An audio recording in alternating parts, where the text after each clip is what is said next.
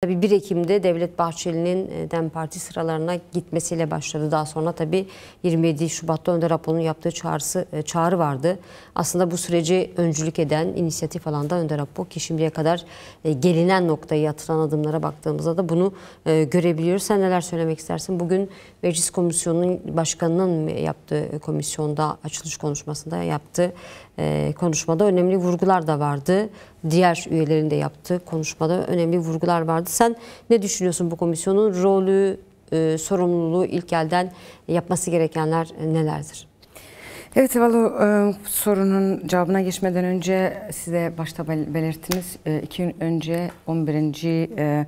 Şengal katliamının yıl dönümüydü. Ben başta konuşmama başlamadan önce bütün Şengal katliamında yaşamını yitiren bütün halkımızı ve halkı savunan özellikle 74. fermanda fermanın önüne geçen bütün devrim şehitleri saygıyla anıyorum. Yine 11 yıl boyunca halen de mücadelesini, direnişini devam eden halkı direnişini selamlamak istiyorum.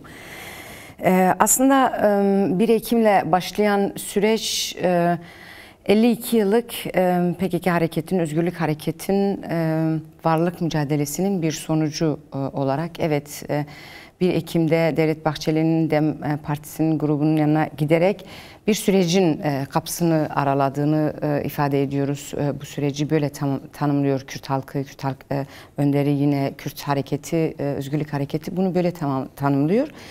Ancak bunu hem Kürdistan'daki soykırım saldırılara karşı yapılan direniş, yine 52 yıllık soluksuz ve 40 yıla yakın bir silahlı mücadelenin yarattığı bir sonuç olarak bununla birlikte 21. yüzyılda bunu Önder Apo savunmalarında 3. Dünya Savaşı olarak 2000 yıllardan beri, aslında onun öncesi de var, 3. Dünya Savaşı olarak adlandırdığı bir sürecin somut real durumunu da ifade eden bir süreçti. İlk başta belki halen şimdiye kadar da kimi demokratik, Önder Apo barış ve demokratik toplum süreci olarak tanımladığı bazı çevreler farklı isimlerle, Türk Devleti farklı bir isimle bu süreci adlandırıyor. Ancak sonuç olarak insan şöyle, yani kısa eğer ifade edersek, bu halkın kültürüyle, Kürt halkı kültürüyle, diliyle, tarihiyle, inkarla, soykırımla, savaşla, soykırım saldırılarla yok edilmeyeceğinin aslında bir somut ifadesidir diyebilirim. Bütün bu 52 yıllık süreci sadece baz alırsak, geçmiş Kürt direnişleri 29 isyandan bahsediliyor. 29 isyanla bastırılmaya çalışılan, yok edilmeye çalışılan, dili asimile edilen, varlığı yasak olan bir halk inkar edilmedi. Lozan Antlaşması'yla, Sykes-Picot anlaşmalarıyla, bölmelerle, yine çeşitli uluslararası güçlerin komplolarıyla, en son işte bu yüzyılda Önder Apo'nun işte 15 Şubat komployla esir alınmasıyla birlikte bütün girişimleri aslında denedi ve bu süreçte Önder Apo'nun bütün bu süreçleri hem halkların hem Kürt halkının lehine çevirmek için bir sürü süreçler yaşandı. Ateşkesler yapıldı, toplumsal barış sağlansın diye barış eli uzatıldı. Fakat bunlar hepsi çeşitli nedenlerden. Biz bunları günlük olarak programlarımızda ifade ediyoruz.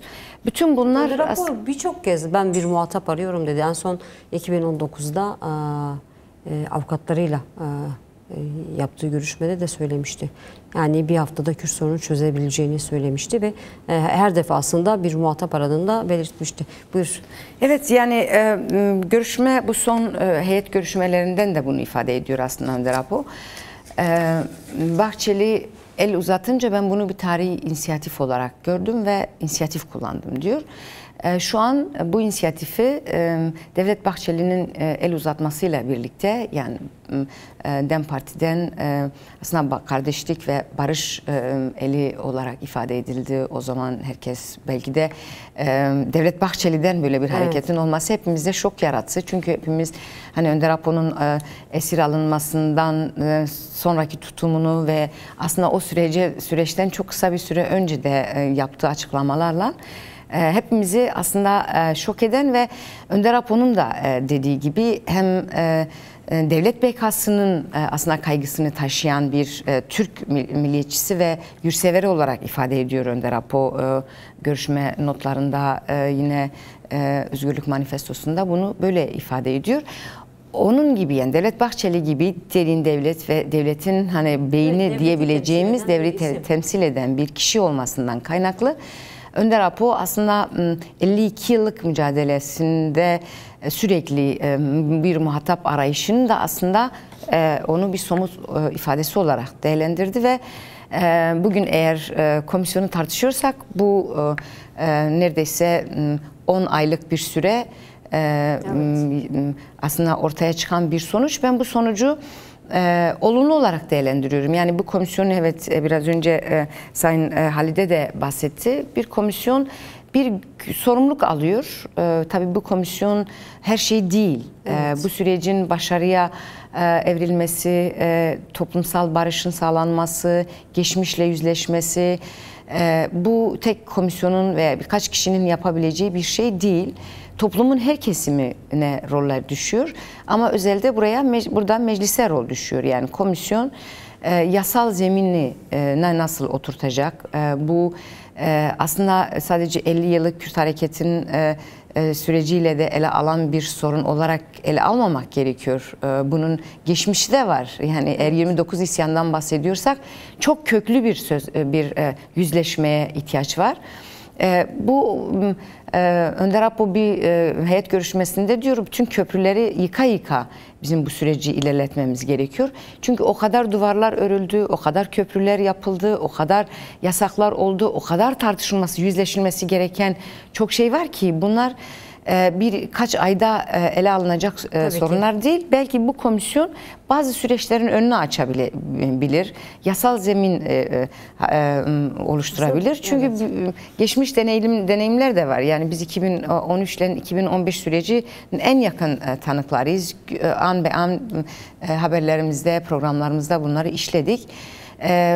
Bu tür süreçlerde rol oynayanlar birkaç gün sonra devletin bizzat izin verdiği sürece öncülük edenler kendilerini cezaevinde buldular. Farklı sebeplerden dolayı ya sürgün edildiler ya bazıları ortadan kaldırıldı. Yani bütün bu süreçler bilindiği için böyle bir komisyonun ve bu sürecin sağlıklı yürümesi için meclisin muhatap olması çok önemli. Yine devlet olarak ki bunu sadece bir parti arasında veya işte önderlikle birkaç kişi işte heyet dediğimiz kişiler arasında müzakereye dönüşen bir sorun olamaz. Koşulları da düzeltilmeli belki de. Evet. Ve bu komisyonun hazırlayıp hani bir taslak aslında sunup bu taslağın içerisinde herkesin yani mesela heyetin yansıyan boyutlarıyla gördüğümüz, okuduğumuz satırlar arasında da böyle bir şey öngörülüyor. Mesela bu komisyonun ortaya çıkaracağı bir zeminde herkesin aslında o zeminde rol oynaması gerekiyor. Hem devlet nezdinde, toplumda, kadınların ve toplumun bütün kesimlerin bu konuda rol oynaması gerekiyor ki bu süreç ilerlesin. Ağustos soykırımı, katliamı üzerinden tabii büyük bir zulüm yaşandı. Erkekler katledildi. Şu an onlarca açılmamış toplu mezar var ve bunların çoğunda bulunan cenazelerin erkeklere ait olduğunu biliyoruz ve kadınlar kaçırıldı. Tabii DAEŞ'in özellikle o dönem bilinçli bir şekilde kadın ve çocukları kaçırdığını biliyoruz. Bunun nedenini sormak istiyorum. Neden kadın ve çocuklar, tabii DAEŞ 3 Ağustos'ta Şengal'de, bugün Alevi kadınları Suriye'de, Dürzi kadınları da Suriye'de bu zihniyetin hedefi oluyor? Aslında Önder Apo bu Özgürlük Manifestosu'nda kadın ve toplum sorunlarına çok yeni aslında tanımlar getiriyor ve neden kadınlar bütün savaşlarda hedef alınıyor, kadının hem toplumdaki yeri, ailedeki konumu, yine toplumun ayakta tutan temel güç, tarihi diri tutan, dili, kültürü yaşatan, nesilden nesile geçiren kadın olmasından kaynaklı aslında hem kadının kölelik nedenlerini hem özellikle kadının toplumdaki yerini çok daha kalın çizgilerle aslında belirliyor. İnsan o kavramlar üzerine yoğunlaştıkça özellikle belki 3 Ağustos'a kadar bizim işte analarımız, babalarımız, atalarımız özellikle ezdi toplum açısından söyleyeyim, masallar gibi bize anlatırken akıl erdiremiyorduk ya da bunları bir film, bir masal bizi uyutmak için masaldır. İşte kadınlar teslim olmamak için neler yapmışlar, kadınla aslında toplumun onurunu kırmak istediklerini, fermanlarda kadınların başına böyle birkaç tane profil olan toplumda öne çıkan kadınların isimlerini vererek bize anlatırken biz bunları sadece masaldan ibaret olduğunu düşünüyorduk. Fakat 3 Ağustos'ta aslında o masalları canlı canlı görüntülerle izledik ve tarihi, toplumu, kadını çözümledikçe neden kadın hedef alınıyor? Aslında insan daha çok anlamlandırmaya çalışıyor. Bir kadın olarak da evet 11 yıl önce gitmek istemiyor insan. Ve halen de o yaralar açık aslında. 11 yıl geçmiş ama halen o görüntüler, o çığlıklar. Ben hep Şengal deyince aklıma ilk o vadilerde kadınların çığlığı, Kürtçe'de bir atasözü var. Deule de haveti, ana çocuklarını arkasından bıraktı gitti. Ben hiç unutmuyorum o görüntüleri. Anne hasta, evladı annesinin arkasına bıraktığını, ağladığını hatırlıyorum gözümüzün önünde. O görüntüler gözümüzün önünde. Çocuklar birazcık, analar çocuklarına bir damla su içirmek için ağlayarak neredeyse gözyaşlarını su olarak çocukların ağzına verecek ki bazıları öyle de yaptı. Şimdi bütün bunları niye yaşattılar bu topluma? Çünkü aslında bütün toplumlarda böyle, özellikle Ezdi inancında kadın kutsal ve toplumda, yani bütün toplumlarda aslında öyle. Her toplumun kendisine göre, her inancın kendisine göre bazı gelenek görenekleri ya da yaşam felsefesi, yaşam kültürü var. Ezdilerde kadın kutsal, her ne kadar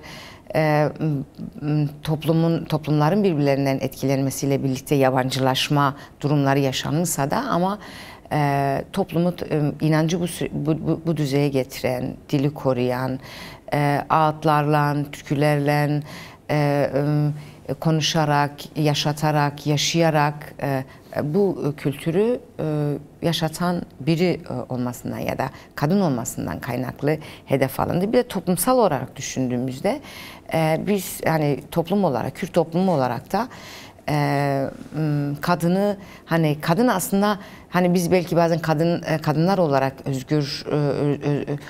özgürlüğü arayan kadınlar olarak işte namus, hatta kadın hareketi bir ara namusumuz özgürlüğümüzdür diye bir kampanya başlatmışlar. Aslında toplumsal olarak düşündüğünde bu anlamda bir söz. Kadın topraktır, kadın tarihtir, kadın dildir, kadın kültürdür. Dolayısıyla kadın bireyin kendisidir, toplumun kendisidir, tarihin kendisidir. Ondan dolayı her şeyi kadında görürler toplum. Kadına mesela özgürlük mücadelesinde de biz hatırlıyoruz, tarihte okuyoruz. Bir devrimcinin onurunu kırmak için namusunu el atıyor. Köyleri boşaltılan insanlar bugün de belgesellerde anlatıyorlar. Biz kendimiz de bunlara birçoğuna tanık olduk. Kadını hedef alıyor. Cezaevine mesela devrimciler düşüncelerinden dolayı cezaevine giren bir sürü kadının onuruyla oynamak için yine kadına el atıyorlar. Bütün bununla aslında bir toplumu yok etmek istiyorlar. 3 Ağustos'ta da aslında bir tarihi 73 fermanda kaybolmayan tarihiyle, kültürüyle tümden yok etmek istediler aslında kadın şahsında. Çünkü bir toplumu teslim almak için, bir toplumu yok etmek için en kolay yol kadındır. Ve Şengal'da da maalesef 72 ferman yaşayan ve gittikçe azalan bir toplum sahipsiz, örgütsüz, savunmasız olduğu için ve en savunmasızı, en dilsizi, en örgütsüzü kadın olduğu için kadınlar hedef alındı ve kadınlar esir alındı. 21. yüzyılda bundan 11 yıl önce halen de birçoğu belki bu saatlerde de alıp satılıyor. Ve insan gerçekten ifade ederken bile zorlanıyor. 10 elden geçirilen kadından bahsediyoruz ve 11 yıl geçmiş. Bütün görüntüler geçmişte masal gibi bize anlatılan şeyler şu an görüntülerle ve 14 devlet bunun soykırım, genosit olarak kabul etmesine rağmen bugüne kadar ne failler yargılanmış, ne DAEŞ'in elinde olan kadınlar kurtulmuş, ne Şengal yeniden yapılandırılmış, ne Şengal'ın statüsü verilmiş, ne Şengal'ın savunma gücü tanınmış, ne Şengal'ın kadınlarından özür dilenmiş, toplumdan özür dilenmiş. Şimdi bu da aslında bu dünyanın veya bu demokrasi adı altında kendini sistemleştiren sistemin de büyük bir ayıbı, büyük bir ikiyüzlülüğü aslında. Bir tarafta bunu zaten herkes ifade ediyor. Bütün 4 yaşında bir çocuğa da sorsan Şengal'da 3 Ağustos'ta ne oldu diyecekler soykırım. Çünkü birkaç saniye içerisinde bir toplum, bir tarih, bir kültür, yani bir anı bile kalmadı. Anıtları, kutsal yerleri, hepsi yerle bir edildi. Şimdi kime sorsan yani bir toplumu soykırımdan geçirmek istedi. Soykırımdır zaten ismi. Ama bunu sadece isimlendirmek sorunu değil ki. Bunu mesela 11 yıl geçmesine rağmen bununla ilgili herhangi bir adım bile atılmamış. Onun için eğer gerçekten bu halk, bu toplum adına bir şeyler yapılmak isteniyorsa ilk başta bu katliama, bu jenosite sebep olan kişilerin veya örgütlerin veya devletlerin hesap vermesi gerekiyor. İkincisi, yok olmayla yüz yüze kalan bir toplumun güvencesi olması gerekiyor. Yani Ezdi toplumu birileri gelsin beni tekrar savunsun güvencesini istemiyor. Zaten 13.000 peşmerge vardı Şengal'da saldırı yapıldığında. Zaten merkezi Irak hükümetin denetiminde olan bir yerdi. Özellikle Saddam'ın yıkılmasıyla birlikte her şeyiyle KDP'nin elinde olan bir bölgeydi. Ama sonuç ne oldu? Bir mermi patlatılmadan bırak savunmayı bırakmadılar ki halk kendisini de savunsun. Evet. Ellerindeki silahlarını da aldılar ve bugün de utanmadan. Yani hani biz ilk başta programın başından beri barış, toplumsal barıştan bahsediyoruz, barış diyoruz ama barışırken bu KDP için olabilir, bu Türk Devleti için olabilir. Barışırken geçmişini unutamayız. Biz barıştık 11 yıl önce olanları unutmayacağız. Birkaç zaten toplum çok az bir kesim kalmış. Tek tek Türk Devleti DAEŞ'in bıraktığı yerden devam etmek istedi. Evet. Tek tek öncülerini hedef alarak katletti. Irak Devleti bugüne kadar parlamentosu daha Şengal katliamı genosit olarak kabul etmemiş. Halk 11 yıl içerisinde deyim yerindeyse küllerinden yeniden yaratmaya çalışıyor. Kendi örgütlüğünü korumaya çalışıyor. Ona el koymaya çalışıyorlar tekrar. KDP sanki peşmergeleri hiçbir şey yapmamış gibi, sanki olup bitenleri başkaları gelmiş yapmış gibi bir havaya giriyorlar. İnsan mesela yıl dönemlerinde onların televizyonlarına baktığında kendinden utanıyor. İnsanın yüzü biraz kızarır. Biraz utanır yani. Biraz yüzleşir. Evet. İnsan ya da o sürecin konjektörü gereği böyle bir şey yaptığına dahi itiraf et. Ama sanki hiçbir şey olmamış gibi, sanki birileri gelmiş o halkı DAEŞ pençesinin içinde bırakmış, kaçmış gitmiş gibi halkı getiriyorlar. Ezlilerin ileri işte dini insanları getiriyorlar, yaşlıları getiriyorlar. Sanki kadınlar için çok iyi bir şey yapıyorlar. Ama çok iyi biliyoruz ki en büyük düşmanlığı halen de yapıyorlar. Evet, bence bütün Kürt toplumu herkesle de yani Türkiye'yle de barışır ama doğru bir yüzleşme olmasa Ezdi toplumu bu noktada 74 fermanın hesabını sormak zorunda. Onlar onun faillerinden hesap sormak zorunda ve onlar da hesap vermek zorunda. Bu olmasa gerçekten 74 fermanın yaraları kapanmaz ve en son daha büyük bir yara açmış ve o yara halen öyle duruyor ve bunun herhangi bir telafisi de bugüne kadar yapılmamış. Eğer bir şeyler yapılacaksa, yıl dönemleri vesilesiyle tekrardan bir vicdan muhasebesi olacaksa, o zaman temel yapmaları gereken bence bu topluma kendi iradesini teslim etmesi gerekiyor. Şengal'in statüsünü tanınması gerekiyor. Az bir şey kalmış ve orayı daha fazla boşaltmadan Şengal'in korunması ve izlerin korunması gerekiyor. Evet, yani kadını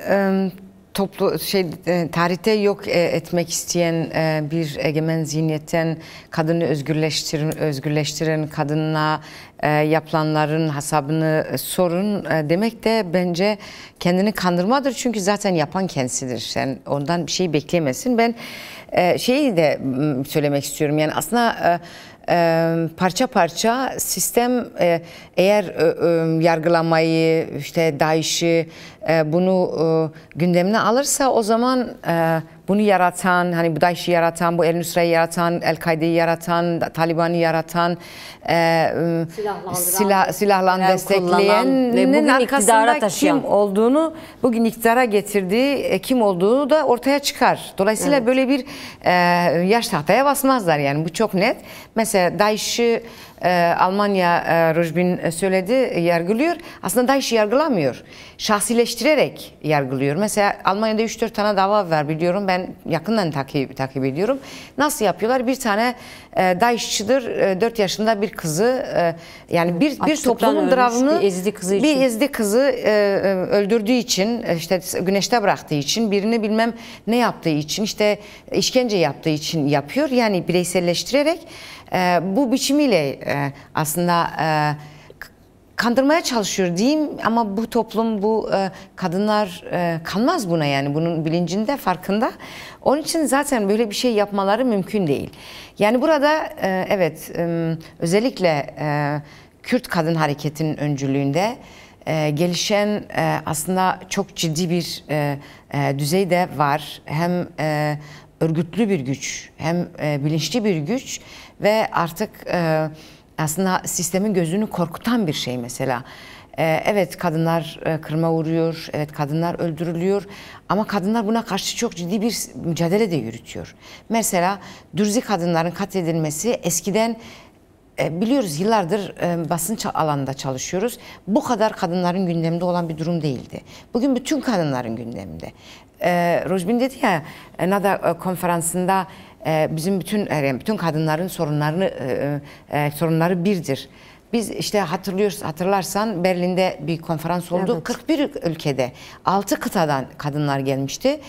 Biz izlediğimizde hepimiz de aynı duyguları yaşadık. Yani Afrika'nın bilmem hangi ucra köşesinden, Kürdistan'ın bir köyünde yaşanan aynıdır. Demek ki kadın olmak yetiyor. Hangi mekan, hangi renkten olsan, hangi ırktan olsan fark etmiyor. O zaman mücadeleleri de ortak olması gerekiyor. Şimdi kadınların bu gücü de var ve bu gücü aslında sistemi korkutuyor.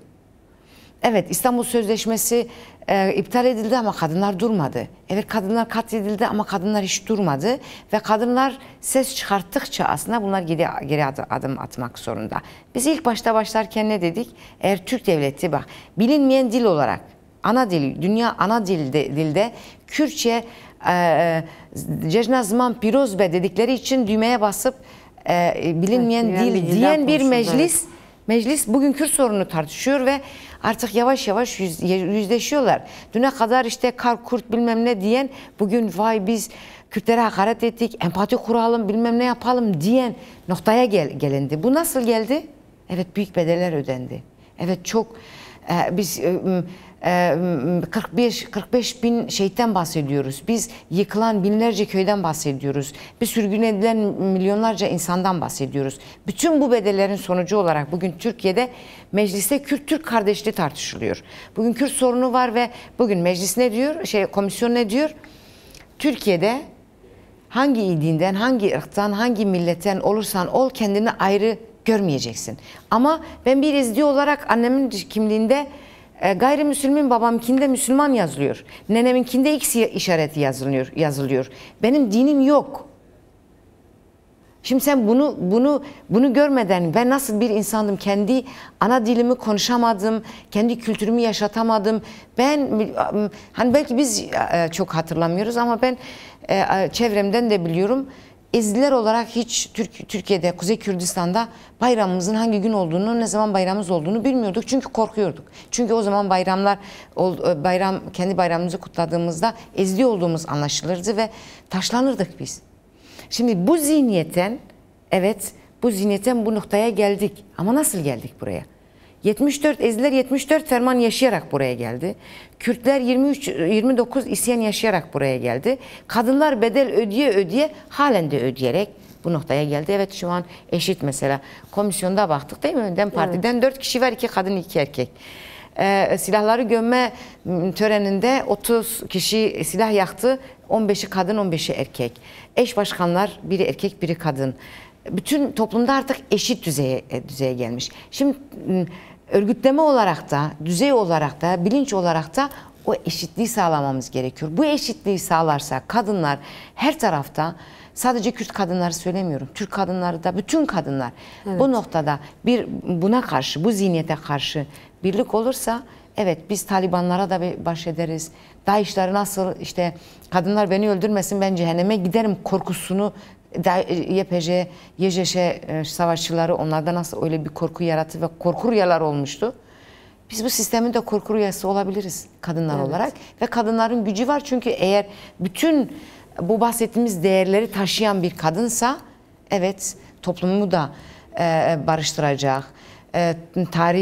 Tarihte bugüne kadar yaşananları da hepsini barıştıracak ki toplumumuzda öyle bir gelenek var değil mi? Biz Kürt toplumunda bunu, Orta Doğu'da da bu var. Kürt toplumunda bir savaş olduğunda kadınlar eşarpını indirdiğinde barış oluyor, sulh oluyor.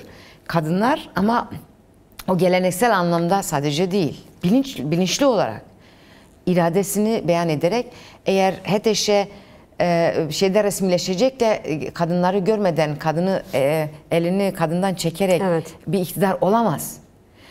Kadını tanımadan bir toplumun başkanlığını yöneticiliğini yapamaz, iktidarını yapamaz. Çünkü toplumun yarısını kadınlar oluşturuyor. Türkiye için de bu böyle.